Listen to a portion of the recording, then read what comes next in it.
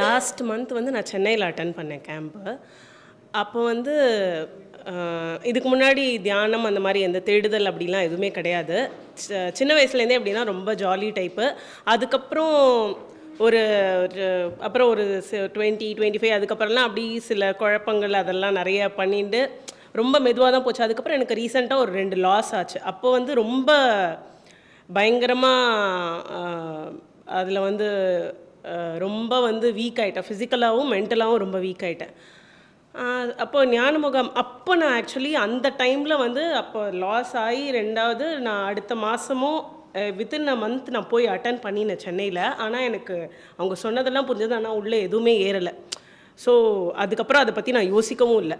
அப்போ last month attend பண்ணேன். Attend பண்ணும்போது அப்போ தான் கவனித்தேன், நல்லா அட்டன் பண்ண முடிஞ்சுது. அட்டன் பண்ணிவிட்டு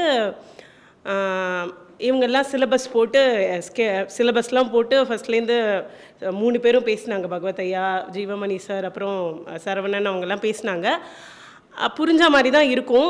ஆனால் ஏதோ ஏதோ அப்படி அவங்க பேசி முடிச்சுட்டு போனதுக்கப்புறம் என்ன ஏதோ ஒரு புரிஞ்ச மாதிரி இருக்கும், ஆனால் புரியாத மாதிரி இருக்கும். அதுக்கப்புறம் அன்புக்கரசி அவங்க பேசினதுக்கப்புறம் இதை தான் வந்து இவங்க இவ்வளோ நேரமாக சொல்லின்னு இருக்காங்களா அப்படிங்கிற மாதிரி ஒரு ஃபீலிங் வந்தது. அதுக்கப்புறம் எனக்கு அந்த முகாம் அட்டென்ட் பண்ணதுக்கப்புறம் நிறைய விஷயங்கள் வந்து அதுவே ஆட்டோமேட்டிக்காக அப்ளை ஆச்சு. எப்படி இருந்ததுன்னா, பழையபடி I am a free bird. அப்போ ஒரு ஃப்ரீ பேர்டாக ஒரு காலத்தில் இருந்துருப்போல, இதை பற்றி பெருசாக நினைக்க மாட்டோம். அந்த மாதிரி ஒரு ஃபீலிங் வர ஆரம்பிச்சுது. இன்னொன்று என்ன தெரிஞ்சுன்னா, நான் நிறைய விட்டு கொடுக்க ஆரம்பிச்சிட்டேன் நிறைய விஷயத்தில் அப்படின்னு. அவள் வீட்டில் வந்து கொஞ்சம் அப்படி அந்த அகம் பிடிச்ச கழுதையாக தான், ஏதாவது சண்டை போட்டால் பேசக்கூடாது, நம்ம ஏன் பேசணும் அப்படின்லாம் இருப்பேன்.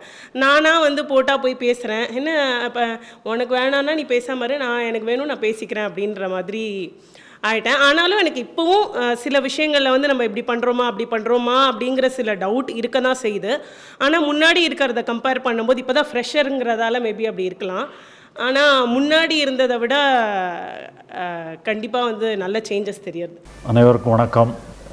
நாங்கள் வந்து ஒவ்வொரு வருஷமும் ஏற்காடில் ஒரு ஞான முகாம் மே மாதம் நடத்துவோம். அது வந்து ஒரு சம்மர் ரிசார்ட். அதை ஏழைகளுடைய ஊட்டின்னு சொல்லுவாங்க.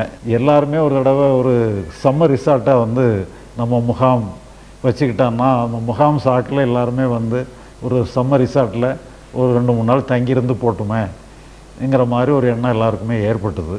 மே மாதம் 1ஆம் தேதி 1, 2, 3 ஞான முகாம் வச்சுருக்குறோம். நீங்கள் வாய்ப்புள்ளவங்க எல்லாமே வந்து கலந்துக்கிடுங்க.